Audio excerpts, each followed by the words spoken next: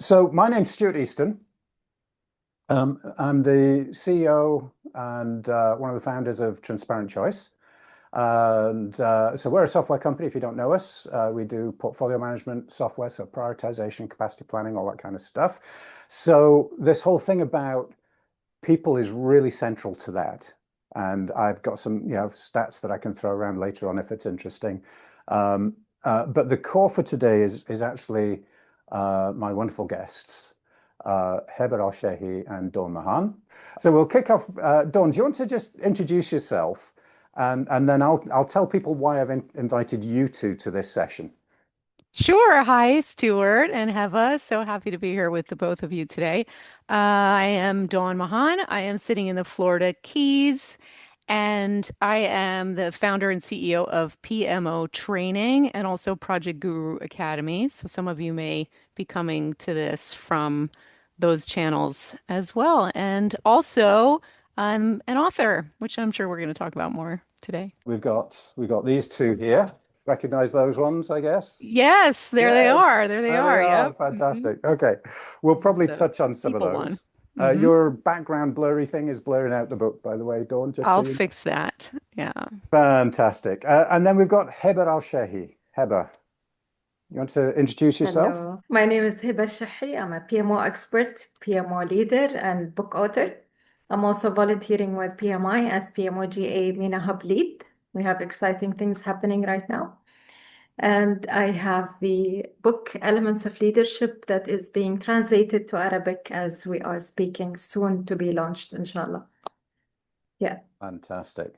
That's great. Now, Heba's been terribly, terribly modest. She's the only person on the planet to have won the PMO Global Alliance's PMO Leader of the Year twice. So, absolute superstar.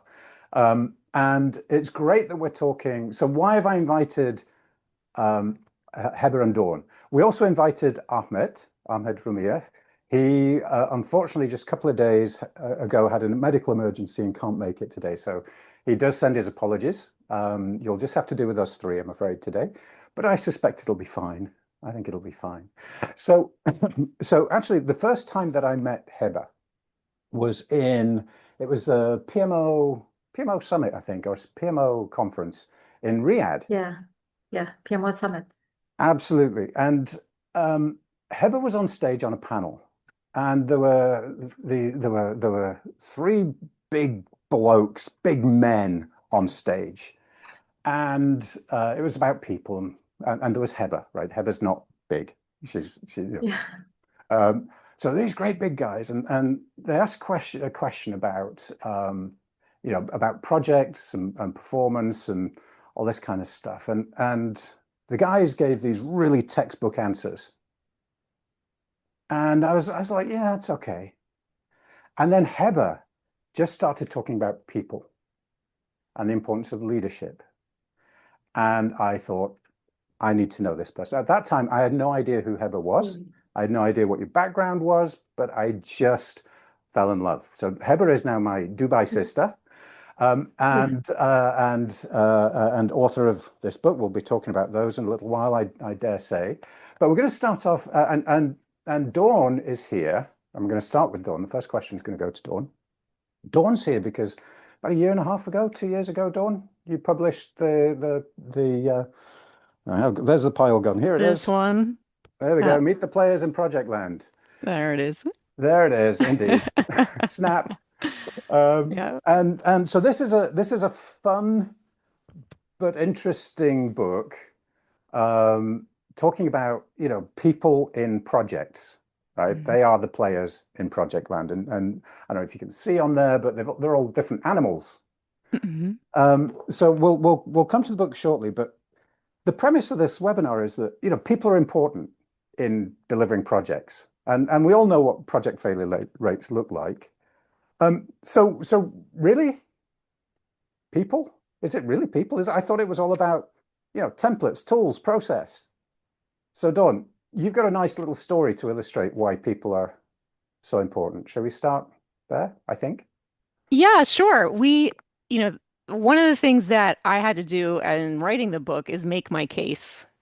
And in making the case, I did a lot of research because my feeling was that after over 20 years of working in what I like to call project land, which is the word I use for the world of projects, and the world of projects is different than the day job. It's like a different world with different roles, rules, and expectations and so forth. And so when I was making the case, I it just so happened that Inc.com said that the book How Big Things Get Done was their favorite business book of the year.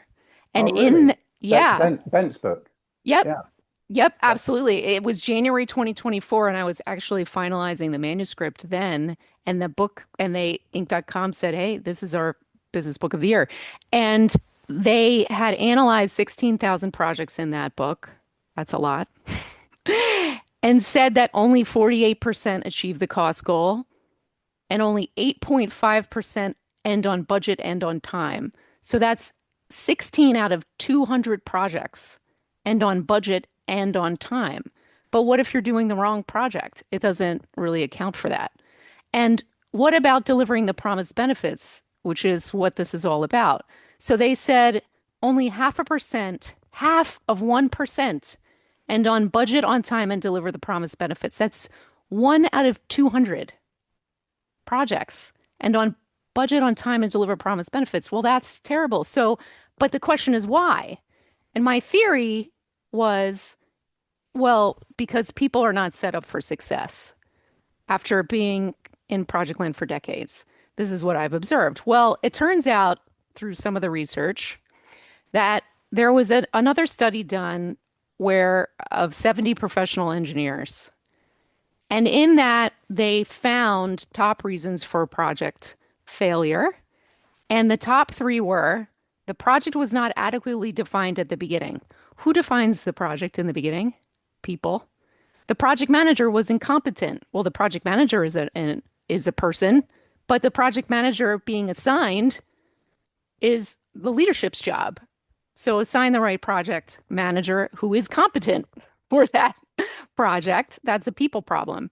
There was a lack, and number three was there was a lack of clearly defined project goals and objectives. And who does that? The people. So if those are some of the top three, and I've seen them many, many times, and I'd be curious as to what our audience has experienced if you've seen that in your worlds. I've seen it many times, and I thought, yep, that's right. And then throughout the project, is the sponsor engaged, or do they wave their hand and say, "Go do it and let me know when it's done"? That's a people problem. So there were a number of items like that noted in a lot of studies that I went through for the book. Yeah. No, that's great. And the way I think about it is that, delivering projects stop. We're not going to talk about delivering projects. We're going to talk about delivering benefits, right? We're going to deliver, because at the end of the day, I don't care if ducks. We need ducks. We always need ducks. It won't surprise Don't anyone, care but I about have it. within arm's reach ducks. Uh-huh. So we've got ducks, right? So nobody cares about the ducks. We just want the egg. We don't care about the project. We want the value. We want the benefit, right? So it's not about Yeah. actually delivering projects. It's about delivering those benefits, and that's a system, right? It's a system of figuring out, what our goals are, how to align our projects, how to execute those projects, how to make sure that we're planning for the benefit, we're doing the change management, we're actually realizing and measuring and being accountable for right? That's a system. But the system is run by people. People. People. Well So or not well. well or not well, and those people can be led well or not led well. They can be motivated or demotivated. They can be productive or not productive. They can even be harmful, right? They can get in there and start ripping things apart. So Heba, before we sort of dive into sort of specifics, what I'd love to do is actually just take a few minutes to talk about PMOs. Most of our audience is sort of PMO type peeps. So just super quickly, a quick heart or a thumbs up or something if you're in the PMO, just so we have a feeling for who's actually PMO-tastic here. Yeah, we've got a few, quite a few. There we go. Fantastic. Thank you. So Heba, why don't we start off actually with a little bit about leadership in the PMO. So I'm not going to guide you. I'm going to let you go where you want to go on this one because this is Yeah. exactly what this book is about. One of the things, Heba is so unbelievably talented. It's not true. So Heba is also an artist. Oh my God. And Yeah. so it's no surprise that her book is absolutely gorgeous. I mean, it's the way it feels, it's absolutely gorgeous. So, Heba. Thank you, Stuart. Okay, so I agree, of course, with Dawn that at the end of the day, it's not the system or methodologies or whatever. It's who's playing those in the background, and there comes here the players, as Dawn said. And in my book, Elements of Leadership, I do focus a bit about PMOs, but it's like a minor theme in the book because I thought about it in terms of leadership, something more generic. Any leader could get into it and then apply what's there. The human aspects of leadership are the most important ones, and the reason why I think it was important for me to present it in the nice way that you're talking about, Stuart. It was important to also link it to the nature in a way that people would remember, because nature is intuitive. These kind of human skills, human leadership skills and attributes, they should be intuitive. They should be natural to all of us. It should come from the inspiration of nature. And currently they are not. So we just said that the leaders, that they could be harmful or toxic, and they could be also empowering and engaging with their teams. They could select the right people, not because of personal gain, because of the actual benefit that they want to give to the project. So it's a mix of these human elements that really at this point of time we need them to be emphasized more. We need to shed light more on this kind of aspect.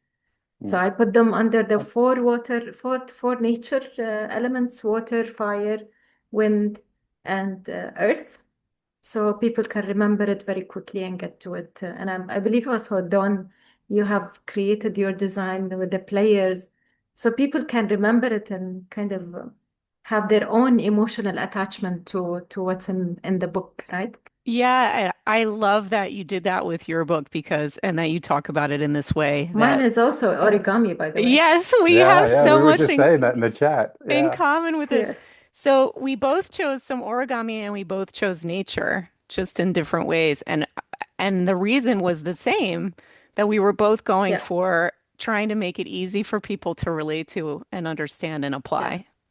Yeah, Yeah. and origami by itself, it's like a small project. So that was my inspiration to you have instructions to do something, you have a plan, and then you can also get your creativity going and then create your own project in the way that you want. Yeah, agreed. There are a lot of parallels there to what we need to Yeah, do in Project Land. yeah. Love it. Love it. So Heba, just staying with you for a second, right? So I remember a conversation with you. I'm not going to divulge the details because it wasn't a public conversation, but a conversation where we were talking Okay. about um, is this concern with people just because we want to be nice and cuddly and warm and friendly, or is it actually about performance as well, or is it only about Yeah. performance? What do you think? What's your thoughts on that? I talk about this in the kindness chapter in the book. So I think this was the conversation when we talked about kindness. Kindness doesn't mean that you can be a people pleaser and give everyone what they want. That's not kindness. Kindness is to be fair, is to think about the ultimate goal, but at the same time pay attention to people's emotions and how you're dealing with them. And you can be kind, and then at the same time you say no because it doesn't fit your values or it doesn't fit the project or whatever, but you can be kind in the way that you deliver it. So it's not about being gentle or just going with the breeze because you're kind of forced to. No, it's being authentic. kindness is very much linked to being authentic and Yeah. seeing the right elements, how you can put them in the right place, and that would work out to the benefit of everyone, actually.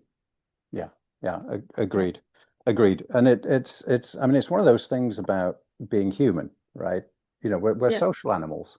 So, you know, we like to be social and we like to be liked and all of those things. But at the end of the day, as a leader, you also are responsible and accountable for delivering results for the to up to a degree the welfare of your people. You know, if they're going to go and stick their hand in a blender, that's down to them. But you know, in work, yeah, the Yeah. welfare of your people as well. And part of that actually is helping them achieve, right? Most of us Yeah. don't turn up to work just because we want a paycheck. We turn up to work because we want to do a good job. We want to contribute. And Yeah. so, you know, being that leader helps, you know, a good leader will help the Exactly. team do And that. especially, Stuart, in a city like Dubai, where Sheikh Mohammed bin Rashid Al Maktoum is always challenging us to be number one in everything. So you would know that these performances and the projects are really crucial and critical. But how is the team still being happy and well maintained and have the right capabilities and at the same time under pressure? To deliver these performances. There is a balance. There's a balance that has to be achieved by the leader. It all comes down to how you can manage and lead that team. Brilliant. So, Dawn, I'm actually just going to come to you, Dawn, but there's a question which you talked about a couple of studies. There's a question about where were those studies? I think one of them was from Bent's book, How Big Right. Things Get Done. That's right. So I've put the title and everything earlier in the chat if you want to look at that. But before we go there, Dawn, so we've talked a little bit about leadership. We've just touched on it. I dare say we'll come back to that topic later on. But okay, so as PMO leaders, as project leaders, right, we need to be leaders. Who are we leading? Who are the stakeholders around the project? Who are these animals in the book? Just So give us a quick overview of, you know, who the players are. yeah, so if you're the PMO leader, then I believe, and having been one, one of the jobs is to see who all the creatures are in your version of Project Land and determine what they need. And what some of the feedback that I gotten on the book is that the animals do help to clarify the types of creatures we all have faced. Those of us who've been around Project Land for a long time, we've all met these creatures. And so, for instance, if you're talking about a project sponsor, that's the lion. And when I teach what I call affectionately sponsor school, the first thing I do is I put this beautiful photo of a lion on the screen. And I ask them to shout out words that the first word they think of when they see this gorgeous picture of this lion. And so you'll see powerful, courage, scary. And then I weave this story from these words. And then I tell them, you are the lion. So you are viewed as powerful, that you should be courageous. And yeah, some people are going to think you're scary. And then invariably somebody had a word that they think that they say, I wish I wouldn't have picked that word now that I know what you did with it. But the point is that each, and you said it earlier, Stuart, each role and each human can be helpful or hurtful to Project Land. That also includes the executive. So if you're a PMO leader, and even if you're not, if you're a project manager and you have a steering team, who's on that steering team? A lot of times it's executives. Well, are they going to help you or hurt you? And if are they going to work as a steering team? And so I make a case in my book, Meet the Players in Project Land, about how we need to have and we need to use the words steering team rather than committee to emphasize that we need to work as a team because committees tend to just have a lot of meetings and not get anywhere. That's what the suggestion is by the word. And so those animal avatars are the eagle, the whale, and the owl. So just to get you thinking. Yeah. Excellent. So let's stay with that idea of a team, right? Because one of the challenges in projects is if you go way back to some of the a decade or two to the way that the PMI talks about projects, it was all about you've got these cross-functional initiatives that need to get done. And so the idea of having a project is that you can have a decision-making structure, a governance structure that can make decisions that goes across these different teams. So let's stay with that idea of a team, because teams don't just happen, especially when someone's coming from this team that has one set of goals, someone else is from this team that has a completely different set of goals. They don't speak the same language. In Dubai, very often it's literally they don't speak the same language. But somehow you've got to turn that into a team. So do you have any thoughts? I'll go to Heba and then back to you, Dawn, on that one. Uh, there are, I think, a few factors to keep the team alive. And one of the first one is to introduce psychological safety within the team. That's really important. And then be vulnerable with your team so they can be vulnerable with you as well to face their failures, to give them that empowerment. And choosing the right team, having the right balance is very important. So if I am not passionate about what I'm doing within in my role, I wouldn't have stayed. I love that field. I want to give more into it. And I am a thinker and analyzer. So my character fits the job that I am doing. So it's very important for a leader to have have that clarity when they are selecting the team that they want to put together to work in that project. So Belbin roles is a very important one of the methodologies that people can use to analyze the different characters and personalities and how to set them in the team. The second or third thing, having clarity of vision when the team is formed, giving them the guidance, giving them trust to do what they think is best, but also being there for them, supporting them, pushing them forward to meet the goals and objectives, and thinking about their psychological safety, their mental health while they're doing it, especially if it's a sensitive project or a huge project or whatever. And then motivating them, of course, motivating the team, getting their creativity flowing, teaching them how to be lifelong learners. And that's something I talk about in the book in the fire section, because they need to keep learning so they can innovate. And even if they move to another project, that learning is also is going to be useful at the end of the day. And the last thing regarding teams, I would say they need to be proud of being in that team. So they have to create, the leaders has to create that sense of belonging within that team, sense of pride, because otherwise they might not work well together.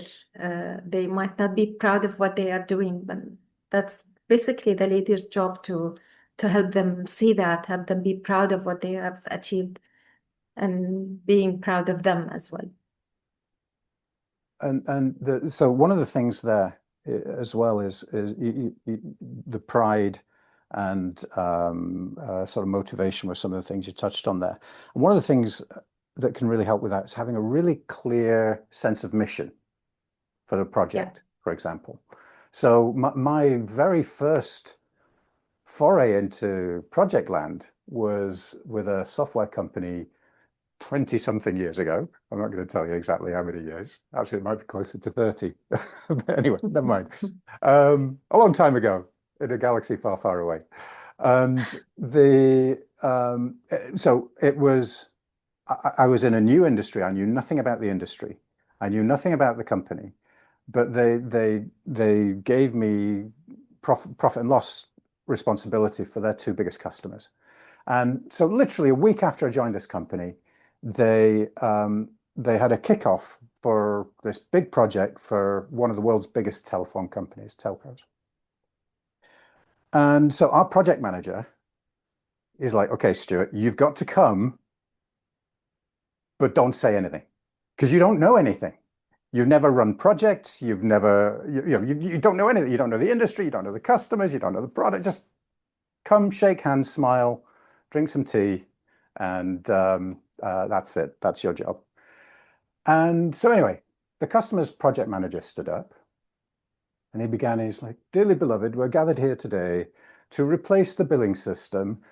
My hand goes up straight away. My project manager's like thumping my arms, like, just put your head down, shut up. And those who know me will know that that is a useless thing to try and do to get me to shut up. Yeah. It's just not going to happen, right? So it's like, Stuart, what is it? So, well, we're not here to replace a billing system, are we?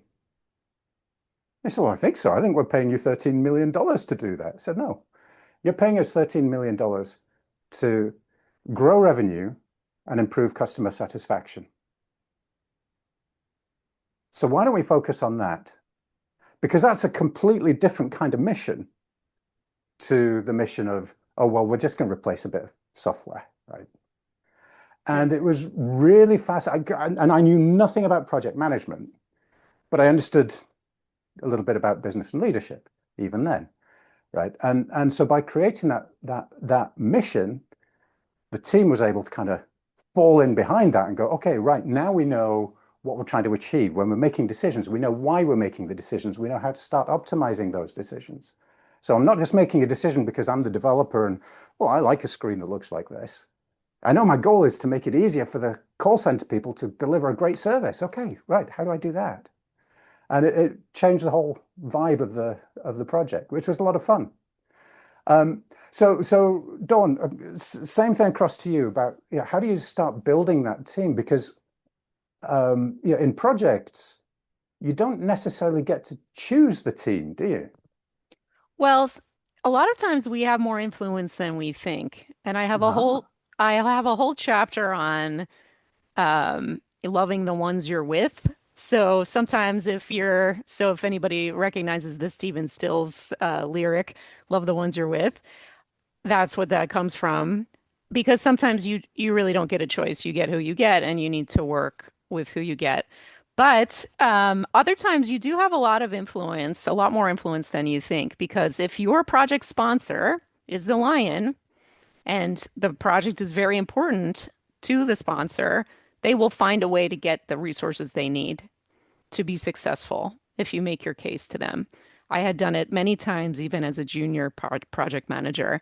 It's like, look, we need this skill. Where is said skill? We need to get it. Where are we going to get it from? I heard Stuart is really good at that. What about him? And then suddenly, welcome to the team, Stuart. And so it happens that way. excellent, excellent. Love it. The So, one thing I did want to well, mention, if you don't mind, is I love a yeah, lot of what Heba was talking about in her view. And what it reminded me of something that we talk about a lot, which is creating a healthy culture that gets results. And a lot of the things that Heba talked about are beautiful sub-bullets to that idea of creating a healthy culture. And I have certainly, I'm sure many of us here on the call have certainly had to create a culture with of that's healthy. That's a lot of those things that Heba talked about inside a toxic culture. So where the organizational culture is chaos, it's toxic, but you create this little bubble inside of it that's your project and your project team where it is healthy to challenge, it is healthy to be curious, it is healthy to work together and help each other, and we show up for each other every day. Meanwhile, all this other nonsense is flying around. It is a beautiful thing when we can create that. so when you say that, right, and I'll throw this open to both of you. I know that Ashok, so Ashok comes to pretty much every webinar we do, and we love him to pieces. And he's doing exactly the right thing. He's kind of commenting away there. And I know that as you say that, Ashok's sitting there and he's going, yeah, but what if your lion is one of the scary ones, Yeah. right? What if they're the ones who are making it toxic? Mm-hmm. How do you create that bubble if the lion is trying to burst your bubble all the time? I love that. That's a great question. And it happens a lot. And so I tell stories at the beginning of each of the chapters. And one of them is this one sponsor who was exactly that, who was exactly this scary. Everybody was scared of him, tried to avoid him. In fact, in team meetings, he was a C-suite team member. And so when we would all meet with him as his direct reports, he'd like light a fire under people and watch them dance for pleasure. It was horrible. So what did I do? Well, I did create the bubble, and the bubble was more important. It was even more important because of his behavior and because of everybody's reaction to his behavior. Now, so how do you do that? Well, one of the things is you have to create a great relationship with this lion as the project manager, and you have to say, "Don't worry, I got them. You don't have to you don't have to interact with them individually. You're a very busy person. You have bigger things to do. That's why you have me. So I got this." So creating that reason for him to not go, which he was doing, and it was terrible, going straight to the team members Mm. and making them scared and making them want me to do something different that I know isn't the right thing for my job as a project manager. It was horrible. So I had to encourage, otherwise, some people might call it manipulate, but encourage him to just work with me. And then I was the shield for the team. And the team worked much better that way. And then I was able to manage his expectations, make sure that he was satisfied. And if he was going to bite anybody's head off, it was going to be mine.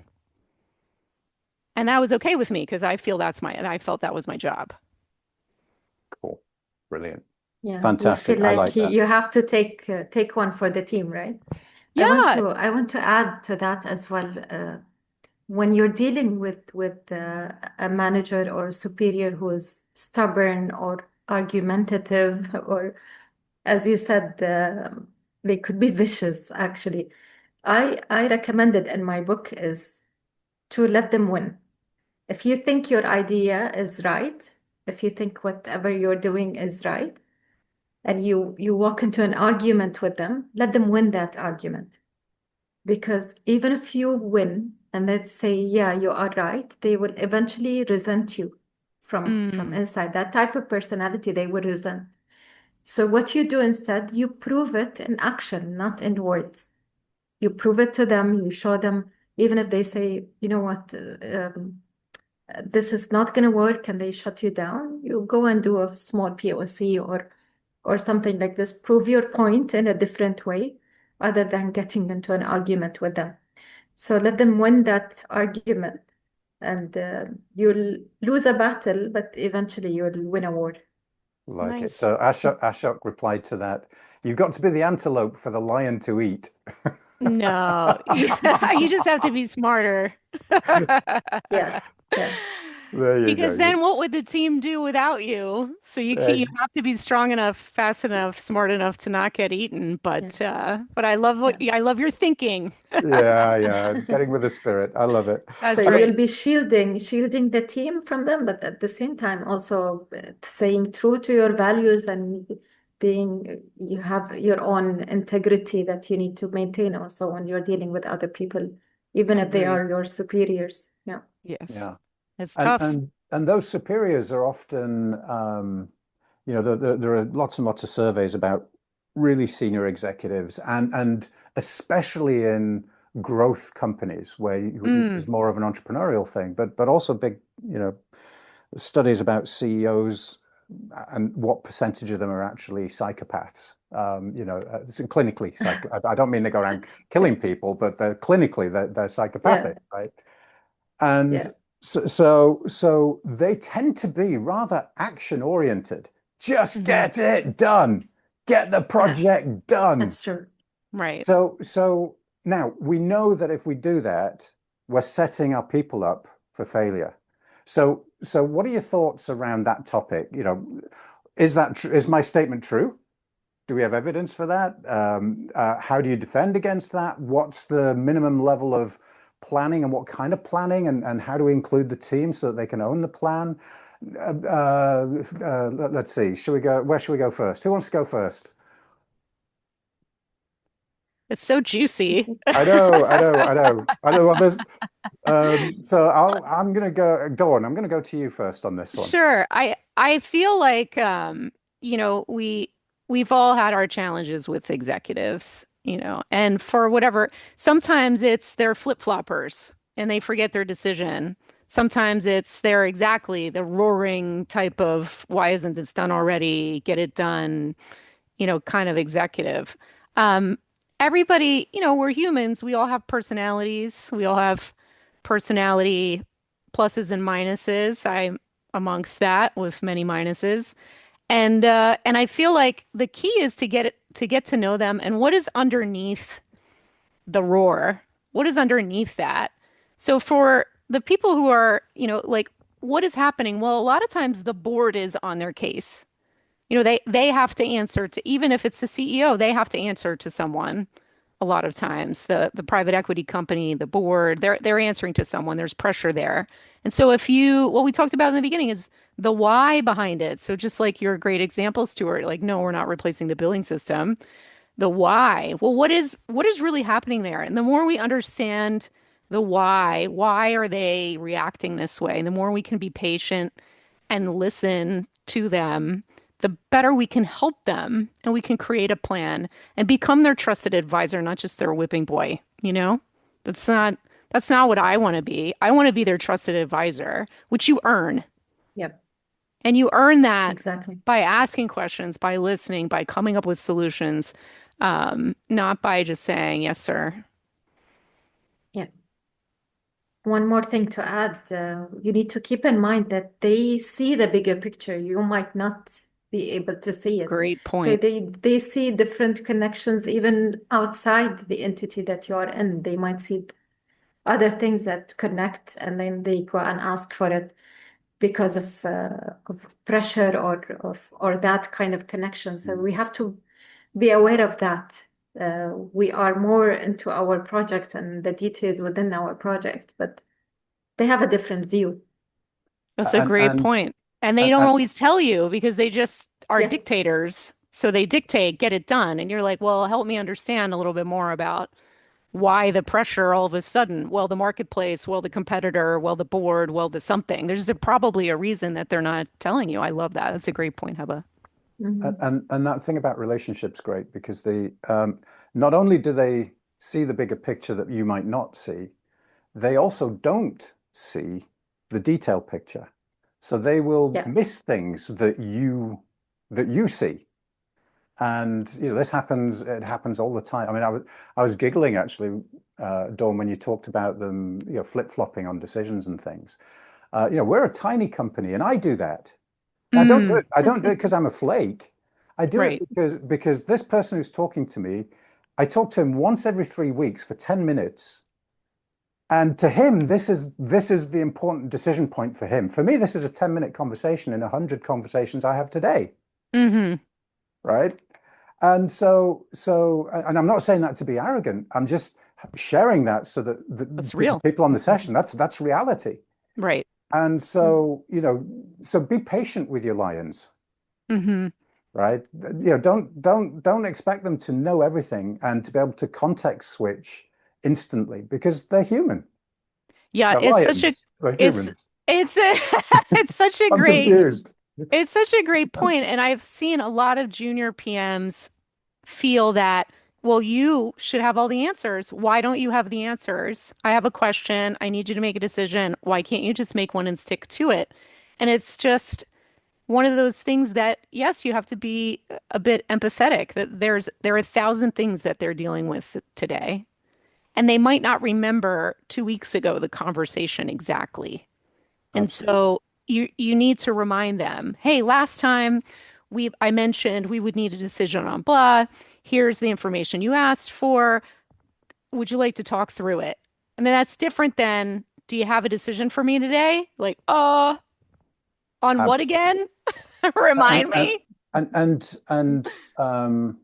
one of the other things that I feel very passionately about when we're talking about a lot about the lions because the lions matter, right? They're not the only beasties out there, but is that you need to be able to speak in their language. So if you want a decision from an executive, don't walk in with 1,000 lines of technical detail. Mm-hmm. Right? What I want, I don't want data, actually. I want insight. I want to know what are my options, what's the problem we're solving? What are the options? And what are the pros and cons or what is the impact of those different options? Then I can make a decision. Well, you've expected that the person in front of you is good at their job and that they've done the analysis and they've done that detail work. And you might dig into a little bit that to understand a little bit about where that analysis came from so that you can be grounded a little bit more and to in test that. you. But and to and to test you. I want to make sure that you have done the homework, right? yeah, that's Yeah. fair. And that you just, especially today, we didn't have that option, but that you didn't just ask AI and that you actually used your brain. Don't talk to me about AI. Yeah. I'm sorry. Oh, Yeah. It's oh, Yeah. happening So now, and true. yeah. I need people to think because in Project Land, nobody part of the purpose of using that word is to remind people that nobody in the history of the world has been here before. In this Right. time, in this place, something makes this project unique, and therefore you Well, cannot ask AI for answers and expect it to be correct. I mean, especially. so this time and place, right? One So of the true. things about this time and place is I saw a little article on LinkedIn by forgotten who I really liked that talked about a resurgence of PMOs, Mm, in part because the number, the number of changes, right? So projects and the velocity of them and the timescales and the complexity are all ramping up. So, Mm. PMOs have been under attack and now they're coming back, Yeah. but they're coming back different. They're coming Mm. back being much more benefit focused, much more portfolio and capacity, and just thinking about the stuff that really makes a difference. Focus, right? mm. So in this environment where change is coming faster and faster, there's more and more demand. What's that doing to our people? Heba, do you want to have a crack at that one? Well, I would think of it from a stability point of view. So if you have created a stable and healthy environment to your team, then whatever comes, they should be able to take it on with your support, with your guidance, with the empowerment, being able to become innovative and creative, but at the same time, you have that base solid and ready for anything that nobody can shake you. So these kind of changes that are happening very quickly, these kind of projects that are now, as you said, the PMOs are focusing more about benefits and more about portfolio and basically the outcomes and the benefit at the most. So that thinking about that means that we have to change more in our project to always align with the benefits. So the constant changes also takes a toll on the team. So they need to have a stable environment, have a dependable leader, someone who they can trust and he can trust them or she can trust them. That would be like a solid foundation for I the like team. it. And Dawn, sometimes that comes across, this rush of change is just like this deluge of projects. There are just so many projects, and so everybody's trying to do 5 things at once. What does that do to the people? Just Yeah, having, it's so bad. It's just it's terrible. I've done seminars at giant tech companies, and one of the first things I ask is, so let's take a poll. How many projects are you on? How many people are on one project? Like one person and so might give us a raise their thumbs hand. up if you're on one project. Give us On a thumbs up. Are you on Anyone? one project? And then it was like, are you on two projects? Still, right? Are you on three or more? And whoosh, all these hands go up. And we know about task switching today. We know about this. We know that every time you switch from one task to the next, from one project context to the other, you're going, where was I last time I was there? And Yeah. this takes time. Mentally exhausting. And it becomes, yes, mentally exhausting. So not only do you lose time in the task switching, it's mentally exhausting because we're human. And so the more that people can use tools like yours, Stuart, to make sure, and I totally believe this, to make sure that the organization is focused on the right projects first, that it's prioritized, that we understand the priorities, and then that we understand and we're thoughtful and intentional about where we put people on those projects and when, and we, to the extent we can streamline them better so that people are on two, not three or more, like maybe two at the most. I don't know. And then in addition to this, the killer question is, and how many of you also have a day job in addition to being on projects? And the hands stay up many times. And we wonder why people are stressed. We Yeah. wonder why people cannot Well, do their best and work not just stressed, but unproductive. and Right? unproductive. Yeah. So the American Psychology Association did a study looking at this task switching thing in for complex tasks like project, running and delivering projects. And when people are overloaded, you lose up to 40%, 40, not 14, 40% of their capacity. And so if you imagine you're on 5 projects, it's not just the context switching; it's the fact that your head's if you're a delivery resource, your head's down doing something. You're writing code or whatever it is that you do, right? And then the phone rings, and it's one of the project managers on one of the projects you're on, and they're like, "Well, what's happened to my deliverable?" Mm-hmm. Okay, it's going to take me 5 minutes to deal with that conversation, and then it's going to take me another 10 minutes to get back into what I was doing, right? By the time that's happened 5 times a day, right, there's no surprise. So overloading people is monumentally stupid. Mm-hmm. Yet, It's terrible. Mm-hmm. Yeah, yet, there's one more also. Yeah, go ahead, Go Heba. ahead. One more factor is like not only selecting the right project, are we selecting the right people? Do they have the basic capability that will enable them to run a certain type of project, for example? Do they have the authority to get the teams, as you talked about, Dawn, get the teams that they want with the right capabilities to be able to run that project? So that's Mm-hmm. also a factor. Yeah, Absolutely. 100%. So it's right projects with the right people, meaning Right right people skills, with the right capacity at the time and the right time. and the right time. Yeah, absolutely. And There's a lot of rights that have to line up to make life be beautiful in project land, and most organizations need a lot of help with this. well, Yeah. and I was talking to a PMO just yesterday, and he was saying, look, what are execs? They want to see the RAG report. They want to see utilization rates. They want to see. I said, why do they want to see utilization rates? Well, they want to make sure everyone's 100% utilized or better, right? And this is classic, right? Where executives are thinking that maximum utilization is the goal. It's not. Mm-hmm. Mm-hmm. No, it's not.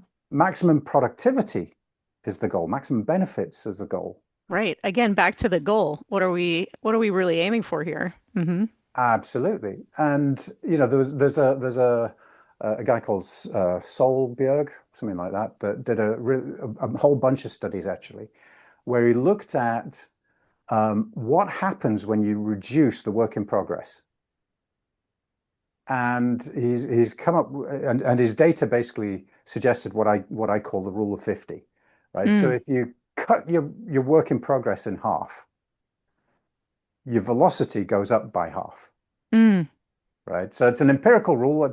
There's a bunch of queuing theory that says something slightly different, but it's potentially even more, bigger improvement than that. But empirically, he found that if you cut the work in progress by half, your velocity goes up by half. And so it's this kind of paradoxical thing that if you reduce the workload, you become more productive, and over the whole cycle, you get more done. But Yeah, here's the bit. there was a whole book called Essentialism. Have you seen I this? haven't seen that. What's that? I Tell me. love Tell me. this. Tell me. I love Essentialism. this. Yeah. It's about choosing the thing and keeping the main thing the main thing. And so really deciding what is the main thing for me to work on and being sure that your day is structured so that you afford yourself the time to work on that thing so that you can make progress. So there's this great image from it. It's so simple. So imagine there's a circle. My palm of my hand is a circle, and these are, inches. So yeah, I'm on 5 different projects. I can make progress here. I can make progress here, right? So, or I'm working on one project and I can make progress here. 5 times the project progress in the right direction on one project versus I'm bifurcated and I'm across. Just this one image was like, bah, yes, this is what we're trying to get people to do is get their people to be focused on the thing, the top priority thing, which is why your tool is so helpful, Stuart, because the executives can say, these are the priorities. And then we can assign people with the right skills and have the project managers negotiate for their time so that at the same time we don't have 5 project managers outside somebody's office saying, I need my thing, I need my thing, I need Mm, my thing, I mm. need my thing. We say, okay, we've already negotiated and Jack is going to work on my thing this week and your thing next week and our projects are going to be fine. So that's a great point. So because the side effect of this, if you do it well, so it's not just which projects should you do, it's what order should you sequence them in, Yes. right? So if you so that you don't end up with that queue outside the resource manager's office, right? What sequence should you deliver them in so that you can maximize the flow? And the side benefit of this, of course, is that then your people aren't working, 80-hour weeks, hair on fire and then burned out, Getting right? 40 Yeah, hours done, like maybe not Right. even, right? Right. Because yeah, the tax, it's a tax. yeah. Your So team will this, have a life. Yeah. yeah, what an idea. Yeah. Um, Yeah. yeah, doctor, take your own medicine. Never Mm. mind. Um, I know. Same. It's a but struggle. It's a struggle. Yeah. It's a struggle in your Yeah, personal life too. We can use absolutely, we can use some of these principles in our personal lives. definitely. and so the interesting thing there for me is that you have this intervention around the portfolio management, so the prioritization, sequencing, and all that stuff that improves productivity, improves outcomes. And I was just looking at some data actually before this call, and there were a couple of studies that showed that portfolio management, just doing that well, um, is correlated with produces about a 30% improvement in benefit outcomes over the Mhm. whole portfolio. Right. So, Sure. so, so this is huge. This session hmm is not about portfolio management, it's about people. But hmm again, I come back to the side effect is that that's because your people are being more productive. Yeah. And people suffer if you don't make those hard decisions up front. Absolutely. Absolutely. So we're sort of banging up against time. I can't believe it. These Goes sessions so always quickly. they do. Time These sessions flew. always go so Yeah. quickly. So Heba, what two things? First one is last thoughts and advice on leadership, getting your teams empowered, working, looking after your team. And the second thing Yeah. is, where do people get this? Where do they get it? They can search for elements of leadership and my name from Austin and Macaulay Publishers, and they'll find the website easily, and it's available on Amazon as well. Final thought is don't forget that it's a balance. It's a balance of different human-centric leadership aspects that you need to maintain. At different times, you'll have to draw water in, or wind, or fire, or earth, and sometimes you'll need them all to keep fighting and to succeed in your project. Excellent. Dawn, same question to you. So we started with it's all about the people. Processes can help, tools can help, but How are you taking care of your people? How are you helping people be successful? How are you creating a healthy culture for people where they can do their best work? That's to me the challenge. And I think both of us, Heba and I, are really trying to help with that with the books that we've created and some of the work that we do. And so thank you, Stuart, very much for having us both together. It was a pleasure to be together with Heba here on this call. No, the Same pleasure is here. absolutely mine. Sometimes I feel in this job I'm the luckiest guy in the world because I get to meet amazing people at all these conferences, and then for some reason they come on webinars when I invite them, and it's just awesome. Um, and so again, the books. It's not really a book promotional tour or anything, but the books are there. By the way, Dawn did. Um, Pull this one together as well. Dawn, do you want to talk about that really briefly? And I'm so annoyed because I didn't do a chapter. And I was telling you this story the other week, Dawn. I was about to send Dawn a really nasty message saying, "What are you thinking producing a book like this and not inviting me to write a chapter? It's outrageous. I'm never going to talk to you again." And just before I hit send, I thought, I'd better check my inbox and see if there was an invitation. And of course, there it was. So There it's was. There it was. entirely my fault. Yeah, no Uh, worries. No worries. Well, but thank you. Yeah, this is a fun book as well. And it's a collaboration. You've got Joe Puz in here, you've got Laura lots Barnard, of our you've got friends. Yeah, there's a whole bunch of people in there. Wow. lots of our PMO friends. It's called so if it's flipped on your screen and you're not seeing it, that one's called Project Land Goes to the Movies. 22 blockbuster strategies for project success. And so, yes, there are 22 different chapters written by different authors from around Project Land and the world. And it was a really fun one to put together because we got to talk about our favorite movies, lessons from those favorite movies, and learn I lessons love from the that. trenches from all these folks that have been in Project Land and our experts. So a lot of fun. You'll see a lot of recognizable names that have been with Stuart on this webinar in Project Land Goes to the Movies. Awesome. And you can go to projectgurupress.com/movie sample to get a free sample of that.